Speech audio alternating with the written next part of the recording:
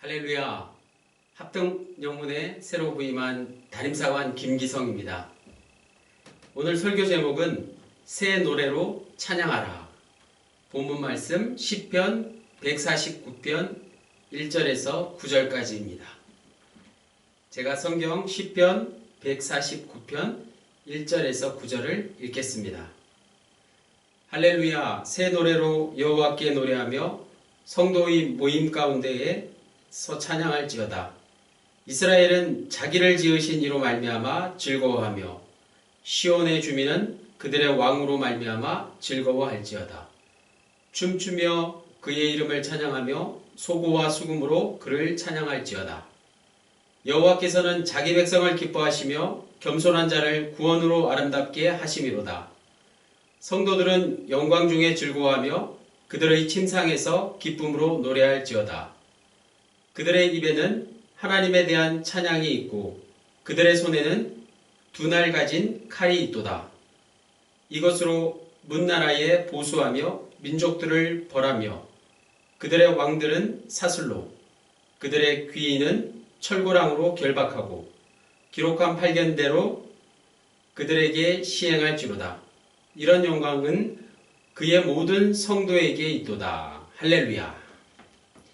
시편 146편, 150편까지는 한 편의 장엄한 레퀴엄 같습니다. 성경을 보시면 시편 146편에서 150편까지 5편 모두가 할렐루야로 시작해서 할렐루야로 끝납니다.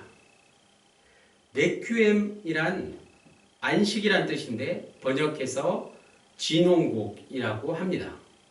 모차르트의 레퀴엠이 불려졌던 유럽의 중세 시절이 그렇듯이 본문의 시편 기자가 살던 시절도 일상 자체가 종교와 밀접한 관계가 있었습니다. 종교음악이 발전하던 그 시절 그들은 또 다른 삶인 죽음을 추모하는 노래를 즐겨 듣고 즐겨 불렀습니다. 마찬가지 그리스도인들에게 죽음이란 단순한 의미의 끝이나 이별이 아니라 또 다른 시작이고 부활로 이어지는 삶입니다. 시편의 마지막 대미를 장식하고 있는 본문 가운데 하나인 오늘 시편 149편 역시 영혼의 안식을 위한 노래라고 할 수 있습니다. 본문을 통해서 새 노래로 찬양하라는 말씀이 어떤 의미인지 다 함께 생각해 보기를 원합니다. 오늘 말씀의 제목에 나오는 새 노래란 무슨 뜻일까요? 첫 번째, 문자 그대로 적용한다면 새 노래로 찬양한다는 것은 매우 힘든 일이 될 수 있습니다.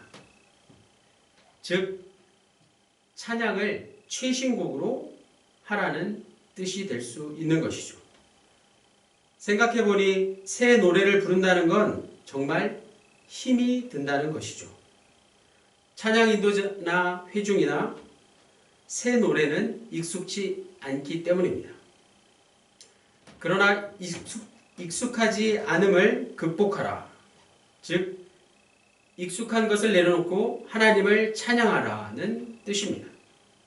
심지어 나에게 부담스럽거나 어려운 일이라도 그것이 하나님을 찬양하는 일이라면 기꺼이 순종해야 한다는 말씀입니다. 두 번째, 새 노래는 꼭 노래하라는 것만을 뜻하는 것일까요? 그렇지 않습니다. 노래는 반복되는 갈망의 표현입니다. 마음에 가득히 담긴 것을 나도 모르게 입술로 중얼거리는 것, 흥얼거리는 것, 그것이 노래입니다. 그렇다면 새 노래는 곡조 따위가 중요하지 않습니다. 최신 유행하는 곡조만 새 노래가 아니라는 뜻입니다. 그래서 새 노래는 새 마음을 뜻합니다. 늘 새로운 마음으로 하나님을 찬양하라는 뜻입니다. 혹시 우리는 새 노래가 아닌 것으로 하나님 앞에 나와 기도하고 있지는 않습니까? 아직도 내 뜻을 굽히지 않고 하나님의 뜻이라 착각하고 있지는 않습니까? 그렇다면 더 이상 내 뜻은 새 노래가 아니요. 오직 하나님의 뜻만이 새 노래입니다. 우리는 내 뜻을 노래할 것이 아니라 하나님의 뜻을 노래해야 할 것입니다. 본문 1절에 성도의 모임 가운데 새 노래로 찬양하라는 것은 찬양을 어디서 해야 할 것인가에 대한 말씀입니다. 즉, 찬양 공동체는 함께 모여서 새 노래를 부를 수 있는 사람들의 모임. 다시 말해서 동일한 마음으로 하나님을 찬양하는 교회 공동체를 뜻합니다. 혹시 함께 모인 자리에서 자기 자신에 대한 이야기만 너무 늘어놓거나 자기 관심거리만 이야기하고 있다면 그건 찬양 공동체가 아닙니다.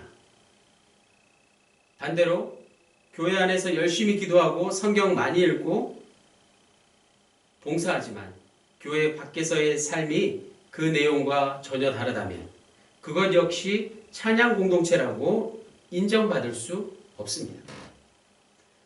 2절에 찬양의 기쁨 두 가지 이유를 말씀하고 있습니다. 하나님이 우리를 지으셨고 우리의 왕이시기 때문이라는 것입니다. 내가 내 인생의 주인이라고 생각하면 얼마나 힘들고 피곤합니까?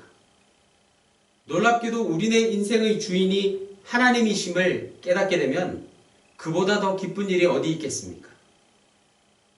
예배 때 부르는 찬송가와 복음성가를 선곡하는 건 매우 신중해야 합니다. 우리가 부르는 찬송가 한 곡 한 곡은 교회의 역사와 함께 하며 불려진 것들로 하나님만을 높이며 하나님을 나의 주님으로 고백하는 신앙 고백과 같습니다. 그러나 예배에 참여하는 사람들의 눈높이에 맞춰서 그들을 축복하고 위로하는 노래들은 생각해 볼 필요가 있습니다. 찬양의 기쁨은 오직 하나님만이 대상이시기 때문에 결코 사람이 그 대상이 될 수 없다는 말씀입니다. 3절에 사람이 태어나서 말하는 것보다 더 빨리 배우는 게 있다면 바로 춤일 것입니다. 역대상 15장 29절에 다윗의 아내 미갈은 여호와의 언약궤가 다윗성으로 들어올 때 다윗 왕이 춤추며 뛰노는 것을 보고 못마땅해 했습니다. 다윗은 그의 속옷, 즉 에봇이 말려 올라가서 하체가 드러나는 것도 개의치 않고 춤추며 하나님을 찬양했습니다. 다윗이 얼마나 춤을 못 췄기에 미갈이 그를 비난했을까요? 다윗은 분명 춤을 잘 추지 못했을 것입니다. 그러나 그는 악기는 매우 잘 다뤘습니다.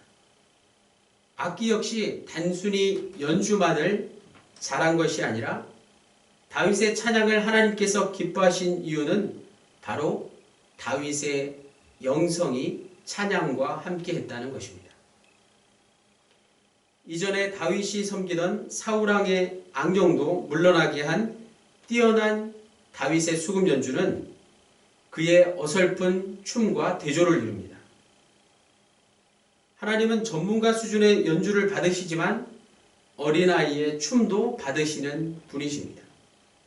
다시 말해서 하나님은 교회 일을 열심히 하는 것뿐만 아니라 각자의 일터에서 주어진 일을 주님의 사명으로 알고 최선을 다하는 것도 동시에 받으시는 분이십니다. 하나님은 화려한 솔로몬 성전의 예배를 원치 않으시고 초라한 다윗 장막의 예배를 원하셨습니다. 마찬가지 하나님은 이 시대의 형식적인 예배를 흩으시고 우리의 삶의 예배를 받기 원하시는 분이십니다. 4절에 하나님은 겸손한 자를 구원으로 아름답게 하십니다. 구원은 단순히 천당 가는 게 다가 아닙니다. 예수 믿으면 천당 간다니까 이 땅에서 아무렇게 살면 되지 라고 생각하면 안 됩니다. 현재 우리가 누리고 있는 구원의 기쁨이라는 게 있기 때문입니다. 많은 사람들이 현재의 구원을 다른 데서 찾으려고 합니다. 예수 믿지 않는 사람들이 잘 먹고 잘 사는 것을 바라는 것이나 예수를 믿는다고 하는 사람들조차 천당에 가서 목도 마르지 않고 배도 고프지 않게 사는 걸 바라는 건 같은 차원일 수 있습니다. 구원의 기쁨은 결코 잘 먹고 잘 사는 데 있지 않습니다. 예수 믿는 사람이 경제적으로 넉넉하게 사는 걸 나쁘다고 말하는 게 아닙니다. 그러나 그렇게 살면 살수록 겸손이라는 걸 놓칠 수 있다는 것입니다. 구원의 기쁨을 지금 누린다는 것은 예수 그리스도의 십자가에 겸손을 본받는 것입니다. 다시 말해서 현재의 구원을 강조하는 말씀입니다. 그래서 구원은 과거의 구원과 현재의 구원, 그리고 미래의 구원으로 생각해 볼 수 있습니다. 구원은 하나님만이 할 수 있는 고유한 방식의 생명사건이기 때문입니다. 인간이 생명을 어찌할 수 없듯이 생명은 오직 하나님께 달려 있습니다. 구원이란 단어를 생명이란 단어로 바꾸어서 다음 문장을 읽어보겠습니다. 하나님은 우리에게 구원, 생명을 주셨을 뿐만 아니라 우리의 구원을, 생명을 풍성하게 해주시고 마지막으로 구원, 즉 생명을 완성해 주실 분이십니다. 5절에 나오는 침상이 놓여있는 곳은 누구에게나 가장 은밀한 곳입니다. 바로 그곳에서 하나님을 찬양하라고 말씀하고 있습니다. 두 손을 높이 들고 큰 소리로 주여 주여를 외치는 곳에서 하나님을 만나지 못했습니까? 그렇다면 가장 조용한 곳에서 주님의 음성에 귀를 기울여 보십시오. 하나님 경험은 반드시 사람이 많이 모인 집회 같은 곳에서 큰 소리를 질러야만 이루어지는 게 아닙니다. 살아계신 하나님은 언제나 우리 곁에 계십니다. 때론 태풍이나 세찬 빗소리같이 큰 음성으로, 때론 새소리나 바람소리같이 세밀한 음성으로 저와 여러분을 불러주십니다. 다만 일상의 분주함으로 우리는 그 음성에 귀를 기울이지 못할 뿐입니다. 6절에 두 날 가진 칼은 무엇을 의미할까요? 이스라엘 민족에게 가장 큰 역사적 사건은 바로 출애굽과 바벨론 포로 사건입니다. 하나님을 찬양하는 것은 놀랍게도 고난과 역경 속에서입니다. 훗날 이스라엘 민족에게 가장 큰 힘이 되는 사건 역시 바로 출애굽과 바벨론 포로 사건입니다.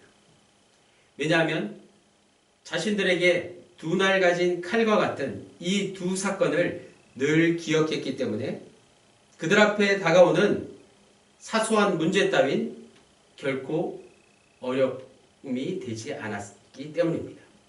신명기 31장 19절에 그러므로 이제 너희는 이 노래를 써서 이스라엘 자손들에게 가르쳐 그들의 입으로 부르게 하여 이 노래로 나를 위하여 이스라엘 자손들에게 증거가 되게 하라. 아멘. 모세의 고별 설계에 나오는 이 말씀은 출애굽 당시뿐만 아니라 바벨론 포로기와 그 이후에도 이스라엘 백성들에게 똑같이 유언과 같이 귀한 말씀이 되었습니다. 마찬가지 오늘 우리도 기억해야 합니다. 신앙이란 하나님의 은혜를 잊지 않고 기억해내는 것이라고 할 수 있습니다. 우리가 주일을 지키는 이유는 부활하신 주님을 기억하기 위해서입니다. 우리가 성만찬, 즉 구세군의 입대식이나 임명식을 행하는 이유 역시 나를 기억하라는 주님의 명령 때문입니다. 우리가 새 노래로 하나님을 찬양하는 이유는 나를 지으신 이가 누구신지를 분명히 기억해야 하기 때문입니다. 7절에서 9절에 하나님만이 판결자, 즉 심판자이심을 찬양하고 있습니다. 인간이란 존재는 스스로 겸손할 수 없기 때문에 스스로 구원받을 수 없습니다. 구원은 전적으로 하나님의 고유 영역입니다. 더 나아가서 사람에게는 영광을 돌릴 수 없고 하나님에게만 영광이 있다는 것을 말씀하고 있습니다. 9절 중간에 있는 이런 영광 앞에 작은 숫자로 각주 3이 붙어 있는데 아래로 내려가 보면 뜻이 잘 나와 있습니다. 이런 영광의 뜻은 바로 여호와는 그 성도들의 영광이로다는 뜻입니다. 영광의 대상은 인간이 아니라 하나님이십니다.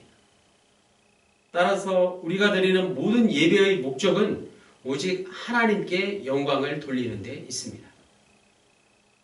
그러므로 오늘 말씀의 제목 새 노래로 찬양하라는 하나님의 구원 사건을 늘 기억하며 우리에게 생명 주신 이가 주님이라는 사실을 잊지 말고 오직 하나님께만 영광을 돌리라는 의미가 될 수 있습니다. 구원과 생명과 영광이 우리 모두가 늘 노래하는 찬양의 이유가 될 수 있기를 주님의 이름으로 간절히 축원합니다. 아멘. 기도하시겠습니다. 하나님, 오늘 우리는 주님께 드릴 새 노래가 하나님의 구원과 생명과 영광이라는 걸 깨달았습니다. 우리의 삶의 중심이 당장 해결해야 할 많은 문제들, 건강과 물질과 가정과 직장과 사업 등등에만 머물지 않게 해주십시오. 일상의 분주함에서 잠시 멈춰서서 하나님의 통치가 그리고 하나님의 생명 완성이 말씀을 통해서 어떻게 다가오는지 볼 수 있도록 우리의 영혼이 맑아지게 해 주십시오. 예수 그리스도의 이름으로 기도하였습니다. 아멘.